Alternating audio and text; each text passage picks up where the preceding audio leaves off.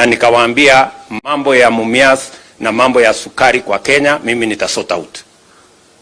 Haikukuwa jokes, haikukuwa lugha ya siasa, ilikuwa ni ukweli. Iko katika manifesto yetu, tumeandika na hawa viongozi. So maneno ya sukari, wizara ambaye inahusika wameketi chini na governors. Nimewaambia pia wameketi chini na wabunge.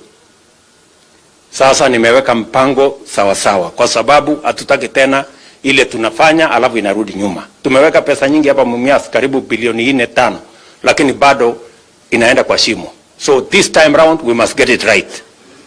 Ama namna gani jameni? Wanasema wazungu, wazimu ni kurudia ile kitu unafanya kila siku na unangojea matokeo tofauti. Hiyo ni kuwa wazimu. You cannot do the same thing over and over again and expect different results unless you are mad. Tunaelewana? So we must do things differently. So kwanza iko deni kubwa ya karibu bilioni 60 ya hizi kampuni zetu 5. Nitapeleka maneno kwa bunge shortly. I'm just organizing it. Tapeleka maneno kwa bunge, ili bunge ilifanya write off, lakini ilifanya write off nusu. Mimi nataka kuprepare the whole thing, tupeleke bunge, ile madeni yote ya serikali tuondoe kwanza. Karibu bilioni 50 hivi. Hiyo tutaondoa. I hope nikilete bunge, tafadhali msipinge, please. Mkuje mupitishe. Si namna hiyo, tuondoe madeni.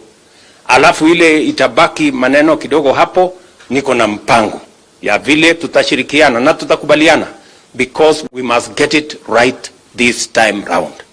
Na hii kiwanda na ardhi yenu, mimi nataka mjue haitaenda barabara ati ya privatization ati